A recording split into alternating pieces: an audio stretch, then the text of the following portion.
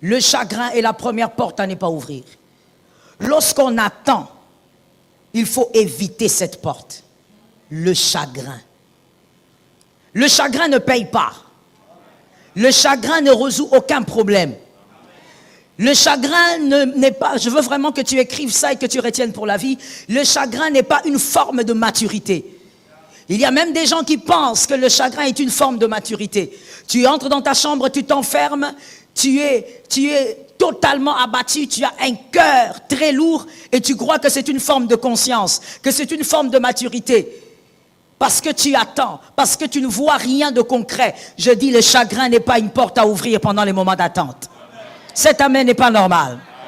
Même si tu es rempli de chagrin, dis un amen que tu guérisses. Le chagrin, il ne faut pas ouvrir cette porte. Une porte à ne jamais ouvrir. Le chagrin vous détruit. Le chagrin vous tue. Et je pense même que les médecins seront d'accord avec moi qu'un cœur qui est rempli de chagrin et qui est toujours chagriné, c'est un cœur qui finira par tomber malade. Tu finiras par tomber malade physiquement. Ce n'est pas en vain que la Bible dit « Soyez toujours joyeux ». Non, je ne suis pas joyeux quand je suis béni. En tout cas, béni à ton sens. Je ne suis pas joyeux parce que j'ai été visité d'une manière particulière. Je suis joyeux parce que je sais en qui j'ai cru.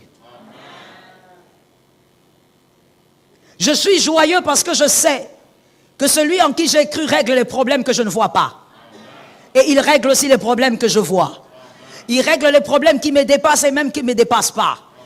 Il les règle. Le chagrin n'a jamais créé l'issue de sortie. Je ne sais pas si pour vous, un jour, vous avez trouvé une solution parce que vous étiez très chagriné. Je ne sais pas. Vous serez une exception. Le chagrin n'a jamais créé l'issue de sortie. Mais le chagrin vous détruit.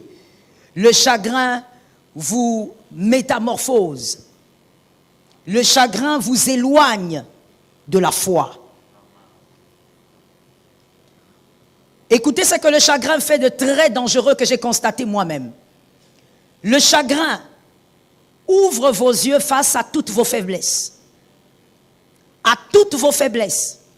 Et à toutes vos incapacités. Et le chagrin s'organise pour enterrer tous vos points forts. Lorsque vous êtes chagriné, vous n'allez voir que vos incapacités, n'est-ce pas Lionel? Vous n'allez voir que vos points faibles. Vous n'allez voir que vos failles. Jamais le chagrin va te rappeler que tu es fort. Oh yes, je dis que moi-même je l'ai expérimenté. Jamais le chagrin va te rappeler que Dieu a accompli des prodiges. Non, le chagrin va te révéler et va te rappeler que tu es limité, que tu es incapable, que tu es vulnérable. Regarde comment tu es faible. C'est parce que tu manques ci et ça. Regarde comment tu es vulnérable. C'est parce que les gens t'ont abandonné. Le chagrin va ouvrir vos yeux que sur vos incapacités. Refusez cela au nom de Jésus. Que quelqu'un dise à son âme, chagrin. Vous êtes en retard. Que quelqu'un dise à son âme, chagrin. Je te refuse. Et je te chasse. Non, il faut parler. Le chagrin est tout un esprit. Oui, si tu ne l'as jamais expérimenté, moi je te dis, je sais de quoi je parle. C'est tout un esprit. C'est un démon. C'est par le chagrin que les hommes se suicident. C'est un démon, ne joue pas avec mon frère.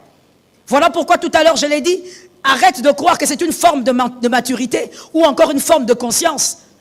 Quand ta femme vient te dire, écoute chérie, arrête de te chagriner, tu dis non, tu n'es pas consciente. Est-ce que tu vois dans quoi nous sommes? Monsieur, le chagrin n'a jamais résolu aucun problème.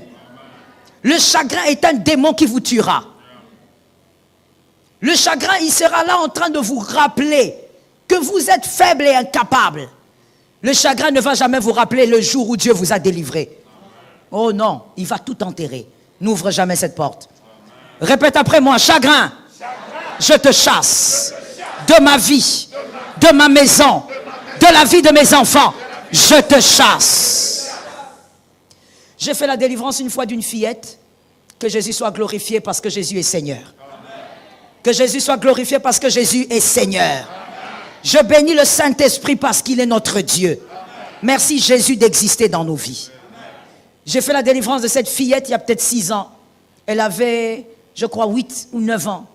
Cette fille était habitée d'un grand démon de nuit. Je voudrais que les parents m'écoutent très bien.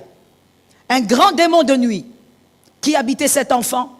Et cet enfant, ce démon est arrivé comment? Ta fillette avait l'habitude de s'enfermer dans la chambre quand papa et maman se disputaient. Et papa et maman étaient en train de traverser une très mauvaise passe parce qu'ils avaient des problèmes financiers. Et donc ils se disputaient tous les jours. Et c'était toujours à haute voix, ils s'insultaient, des paroles vraiment méchantes. Et la fille se réfugiait toujours dans sa chambre. Qu'est-ce que les parents se disent généralement? C'est un enfant. Elle n'entend pas. Elle ne voit pas. Ce sont des choses d'adultes. Elle ne comprend pas. Alors la fille, pendant qu'elle s'est réfugiée dans la chambre, un jour, elle a dit, j'ai besoin d'un ami. J'ai besoin d'un ami. Et elle s'est créée son ami imaginaire. Et le jour où je lui ai posé la question, pourquoi est-ce que tu t'es pas créé une petite fille, un petit garçon? Pourquoi tu as voulu avoir un homme adulte comme ami imaginaire? Toi, tu as 8 ans. Elle m'a dit, j'avais besoin de remplacer papa. C'est peut-être choquant pour vous, mais pour moi, qui ai écouté cette fille et qui ai vu comment les parents vivaient, je trouve ça normal. À 8 ans, une fille a besoin de son père. Elle n'a pas besoin d'un père qui présente le chagrin. Elle n'a pas besoin d'un père qui lui dit que la vie est difficile. Elle a besoin d'un père qui lui dit la vie est difficile, mais elle est possible. J'ai besoin d'un amen. Elle a besoin d'un père capable de lui dire les choses ne sont pas faciles, mais elles sont possibles avec le Saint-Esprit. Une petite fille de cet âge a besoin d'un père, d'une mère qui vit des moments difficiles, mais qui garde le sourire. Je dis à quelqu'un, être parent est une responsabilité. Je ne sais pas pourquoi je le dis, mais je crois que je m'adresse à quelqu'un. Donne-moi un amen normal. Être parent est une responsabilité. Non, quand tu es parent, tu ne vas pas présenter aux enfants la tristesse de toute ta vie. Tu ne vas pas présenter aux enfants la tristesse de ton compte bancaire. Tu es triste dans la chambre et tu sors avec un sourire. Tu es responsable de tes enfants. La petite a dit, j'avais besoin de remplacer papa. Et cet homme de nuit venait toutes les nuits violer cette fille. C'est seulement quand les choses s'aggravent que les parents se réveillent. C'est seulement quand les choses s'aggravent que les parents se rendent compte qu'ils étaient en train de créer une atmosphère diabolique dans la maison. Je dis à quelqu'un, chasse le chagrin. Que ça sorte de ta maison. Que quelqu'un répète avec moi, chagrin. Tu sors de ma vie. Et tu sors de la vie de mes enfants. Merci Saint-Esprit.